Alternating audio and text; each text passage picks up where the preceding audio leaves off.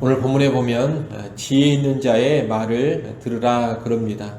그것이 우리의 인생을 진리로 살게 하고 우리의 인생을 아름답게 만들어주기 때문입니다. 17절로 21절에 걸쳐서 지혜 있는 자의 말을 들으라 이렇게 먼저 이야기한 후에 그 뒤에 구체적으로 지혜자의 권면이 크게 네 가지로 나오고 있습니다. 첫째, 약한 자를 대하는 방법입니다. 22절에 보면 약한 자를 탈취하지 말고 권고한 자를 성문에서 압제하지 말라고 합니다. 성문이라는 것은 고대 근돈 지역에서 사회의 여러 가지 행정적인 일을 처리하고 또 재판도 하는 그런 장소입니다. 따라서 권고한 자를 성문에서 압제한다라는 말은 재판이나 공식 절차를 통해서 가난한 자를 힘들게 하는 것을 의미합니다. 그런데 그런 일을 하지 말라는 겁니다.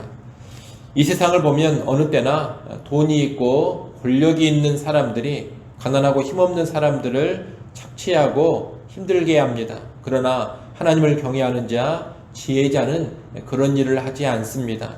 그 악행을 하나님이 보고 계시고 하나님이 심판하시는 줄을 알기 때문입니다.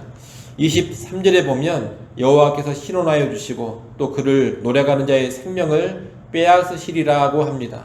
하나님은 힘없고 가난한 자들의 억울한 오한을 풀어주시고 갚아주십니다. 약한 자들을 노략질하는 자들의 생명을 거두어 버리십니다. 우리는 이런 하나님의 무서운 심판이 있다라는 것을 알고 가난하고 힘없는 사람들을 함부로 대하거나 괴롭히는 일을 하지 않아야 하는 겁니다. 그것이 지혜입니다. 둘째, 분노하는 자를 대하는 방법입니다. 24절에 보면 노를 품은 자와 사귀지 말며 울분한 자와 동행하지 말라고 합니다. 여기서 말하는 분노를 품는 자란 습관적으로 화를 내는 사람을 의미합니다. 불의한 일에 대하여서 정당하게 분노하는 것이 아니라 습관적으로 분노하며 늘 화를 내는 것이 하나의 성품이 되어져 있는 그런 사람입니다. 그런데 지혜자는 그런 사람과 관계 맺는 것을 조심한다는 겁니다. 그 이유가 25절에 나옵니다. 분노하는 자와 관계를 맺으면 그 영향을 받아서 자기의 영혼을 올무에 빠뜨릴 수 있기 때문입니다. 올무란 새를 잡는 덫을 가리키는데 새는 자기가 덫에 빠지는 것을 알지 못한 채 잡혀버립니다. 마찬가지로 습관적으로 화를 내는 사람과 함께 하다 보면 자기도 모르게 분노하는 습관에 물들 수가 있고 또 그 사람의 분노로 인해 예기치 않은 화를 입을 수가 있습니다. 그래서 지혜자는 분노의 성품을 지닌 사람을 조심하고 그 사람과 거리를 둔다는 겁니다. 여러분도 주변에 아주 쉽게 분노내고 아주 쉽게 화를 내는 그런 사람이 있다면 그런 사람과 거리를 두는 것이 지혜인 줄 아시기를 바랍니다. 셋째, 자신과 타인의 재산을 대하는 방법입니다. 26절, 27절에서는 보증을 서지 말라고 권고합니다. 보증을 서지 말라고 하는 이유는 다른 것이 아닙니다. 하나님이 자신에게 주신 재물, 기업을 자기 자신이 통제할 수 없게 되기 때문입니다. 보증을 서면 자기의 재산을 자기의 힘과 능력으로 관리할 수 없게 됩니다. 다른 사람의 능력과 성패, 다시 말하면 내가 보증을 서준 그 사람의 능력과 성패에 내 재산이 좌우되어 버립니다. 그런 일을 하지 말라는 겁니다. 28절은 내 선조가 세운 옛 지게석을 옮기지 말라고 합니다. 지게석이라는 말이 나오는데 이 지게석이란 땅의 경계를 잡아주는 돌을 의미합니다. 따라서 지게석을 옮기지 말라는 것은 하나님께서 정해주신 기업, 하나님이 기업으로 주신 그런 땅을 잘 지키라는 의미이고 특히 다른 사람에게 주신 땅과 기업에 손해를 끼치지 말라는 의미입니다. 앞서 보증을 서지 말라 했는데 보증을 서지 말라는 것은 하나님께서 내게 주신 삶의 기업을 무너뜨리는 그런 실수를 하지 말라는 것이고 지게석을 옮기지 말라는 것은 하나님께서 다른 사람에게 주신 기업을 무너뜨리지 말라는 겁니다. 한마디로 내 재산이든 다른 사람의 재산이든 함부로 무너뜨리는 일을 하지 말라는 겁니다. 여러분, 우리 각자에게 하나님이 주신 것을 잘 지켜가야 합니다.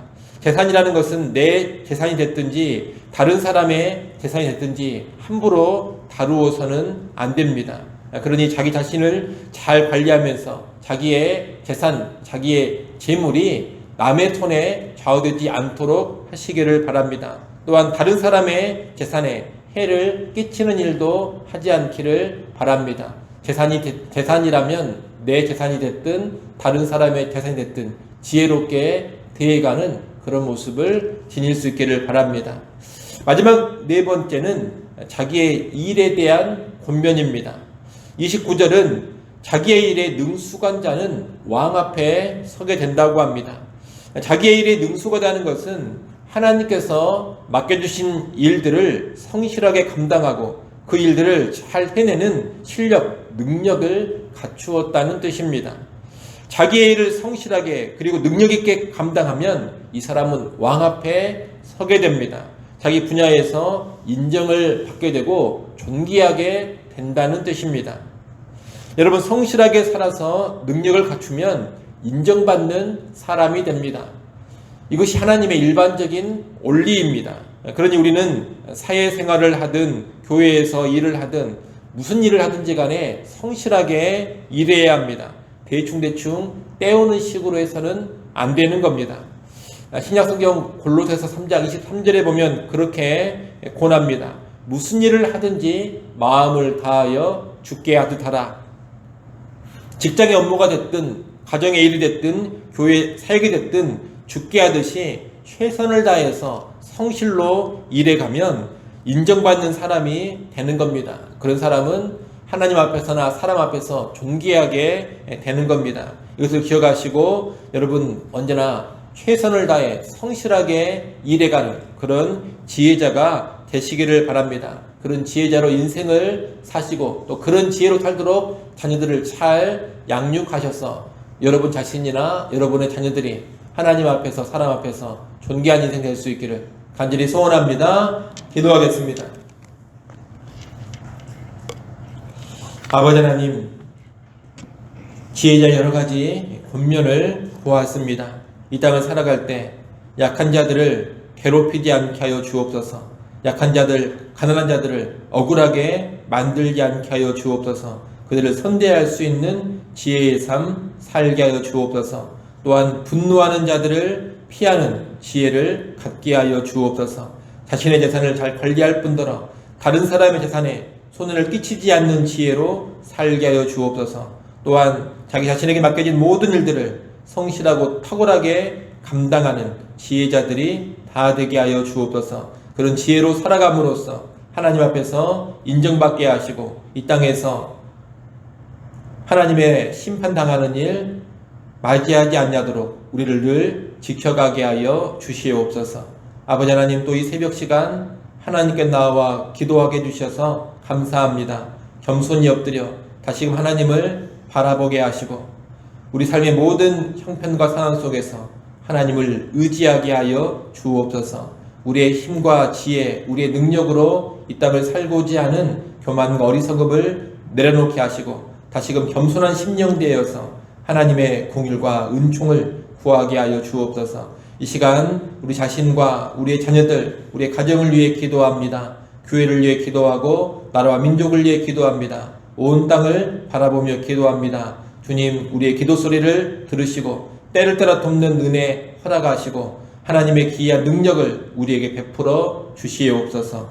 오늘 하루 살아갈 때에도 늘 하나님과 동행하는 하루가 되게 하시고 하나님의 기쁨 되는 길로만 나아가게 하여 주옵소서. 예수님의 이름으로 기도드리옵나이다. 아멘.